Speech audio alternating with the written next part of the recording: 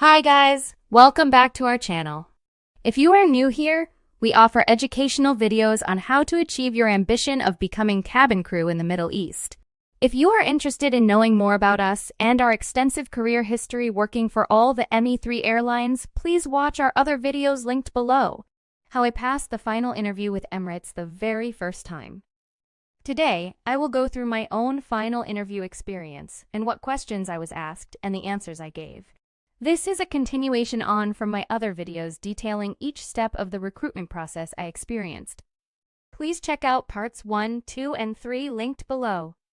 So, on the day of my interview, I made sure I got there early, and I sat outside for about 20 minutes before my actual appointment time. I used this time to read over my notes, and I'll be honest, I was very nervous. I really wanted this job, and this is crucial to actually achieving what you want. You need to have done your research and you need to have thoroughly prepared. I pepped myself up and told myself, "You've got this." I also remembered to bring my own bottle of water because I thought in the interview, if I get stuck on a question, I can take a sip of water and give myself a moment to think. By the way, it is absolutely fine if you need to say to the recruiter, "I just need a moment to gather my thoughts." They know that it's a nerve-wracking situation. They are there to hopefully guide you to provide the best answers to meet all the criteria so they can put you forward for the job. In my opinion, it's useful to have examples using the STAR technique. STAR stands for situation, task, action, and result. This method gives you a chance to paint a picture using a specific story to answer the questions in a concise and structured way. You're engaging the recruiter and allowing them to picture you doing a task and the end result without going off topic. Anyway, so when my final interview started, I was asked a few generic questions regarding the role, such as, "Why do you want to be cabin crew?" Whilst an obvious personal answer is to travel the world and get paid for it, this is not the way to go when answering this question. Personally, I would emphasize your passion for customer service, but also the chance to work in a multicultural environment learning from cultures around the world. I would mention you would like to learn from others' backgrounds and experiences, whilst developing further your skills in providing the highest standard of customer service in a challenging yet rewarding new industry. As cabin crew, why would you like to work for Emirates? I answered this question by focusing on my research regarding what the Emirates brand represents. An internationally renowned airline known for its exceptional customer service and offering the highest standard of service and onboard product. I aligned this with my own interest in innovation and the aviation industry as a whole, and I liked Emirates' brand values and future ambitions. Make sure you know these if asked, and my interest in self-development, mentioning perhaps the awards Emirates has won over the years and your own skills and self-pride to offer the best customer service possible. She also asked me more about my work experience. Tell me about a time you've dealt with an unsatisfied customer. This was pretty easy, as I'm sure many times in a customer-facing environment, you face people that have different experiences, backgrounds, assumptions, and expectations. I chose a time when a customer returned an item she had bought as it didn't suit her, but it was outside of the return period, and obviously, she was unhappy. However, rather than just remind her of the company return conditions, I asked her if she would like me to help her find something she could take home in exchange. I really took the time to go around our store and pick out things after chatting to her about what she didn't like about the item. I also gave her my honest opinion on what suited her, and she actually left with the new item. But she also purchased a few more items I had suggested. The takeaway from this is how you can turn an unhappy experience into a better one, and make the customer's day better within the limitations of your job role. Tell me a time you've dealt with a colleague who was not doing their job properly. On board the aircraft, you will unfortunately come across people with a different work ethic, and also those who will rely on others working harder and picking up the slack. This happens in larger teams, so it is crucial you know how to deal with it professionally. In this situation, I used a prior moment where a colleague was cutting corners, which meant more work for the next employee on shift. They actually didn't realize it was causing someone else more work. I took them to one side and asked them why they were doing that procedure differently. I also gave them the opportunity to explain. I then kindly informed them of the bigger picture and what was happening because of their actions. Fortunately, in this situation, they were understanding and apologetic. However, if they hadn't been, it would have been my duty to inform our superior for them to resolve the situation. This shows that you can give someone a chance to see their side and also have the people skills to help another colleague see another viewpoint. Lastly, it shows your respect for your job role and your ability to take things higher if necessary to your management or supervisor. Tell me about a time you have bent the rules. This question highlights two things: your thought process about rules and which ones are acceptable to be bent a little bit, and also your ability to be honest. When answering this, choose a situation where you don't obviously break a big rule. For example, safety and security on an aircraft. You cannot bend these rules as they are procedures and have to be followed exactly as the company sets out, otherwise there potentially could be catastrophic events. However, on the service side, the rules should still be followed, but you can be flexible as long as the outcome doesn't compromise an experience negatively. Usually, this question is easier to answer when you are in a supervisory role or have some authority.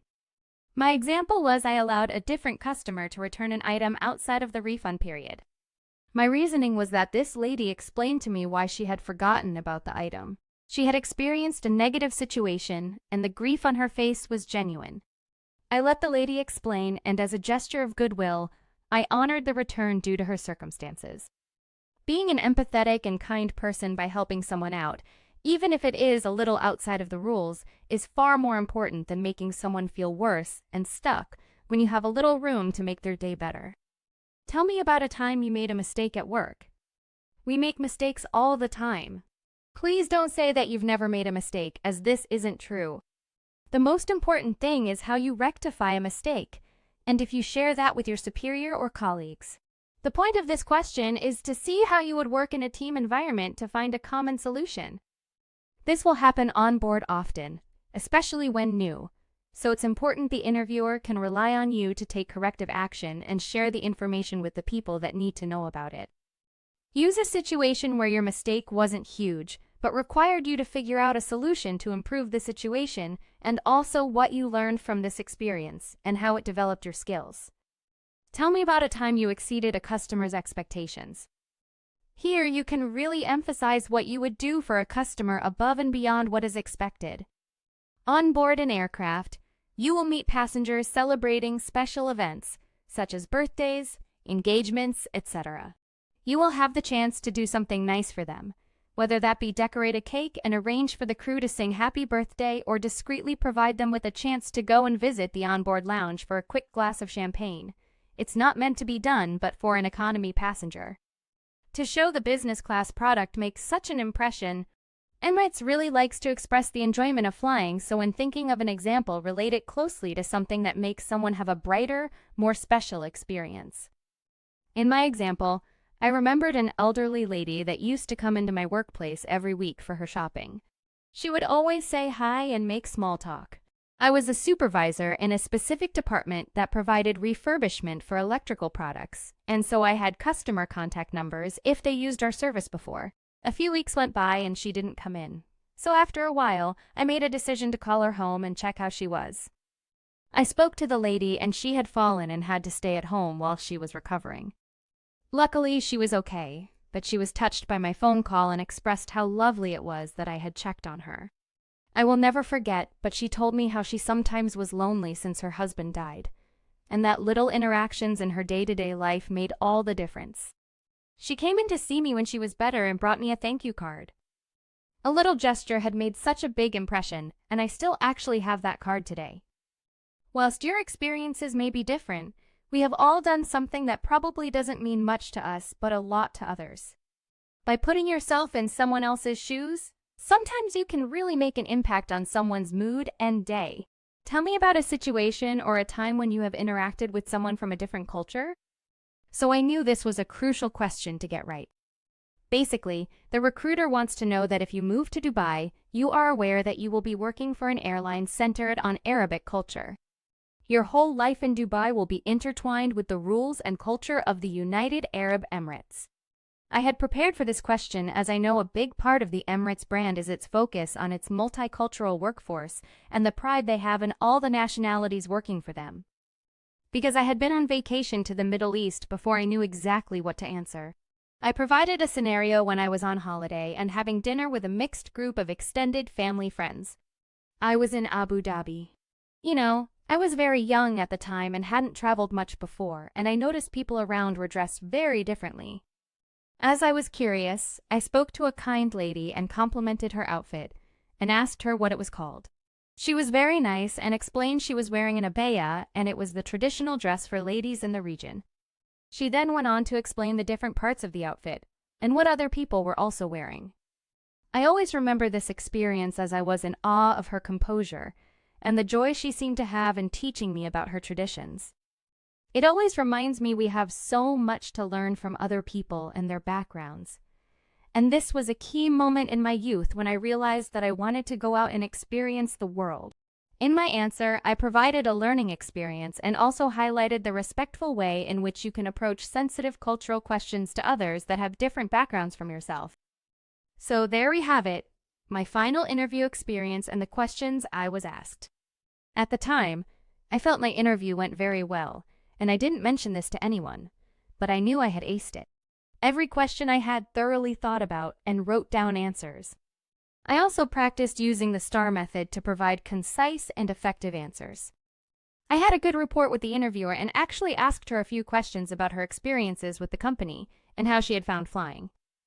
I also asked her about how she got into recruitment, as I knew that's where I would potentially end up in the future also. Guys, I really hope this helped with your Emirates interview preparation. I remember how nerve-wracking it can be, but also the excitement I felt after the interview, as I really knew deep down I had got the job. Thorough preparation was the key to achieving success, and covering all bases of questions meant that I went into the interview feeling confident in my ability to give good answers tailored to the job specification. If you have other questions, please comment down below. If you like this video, please subscribe, give it a thumbs up, and please watch out for my next video. Thanks and see you next time.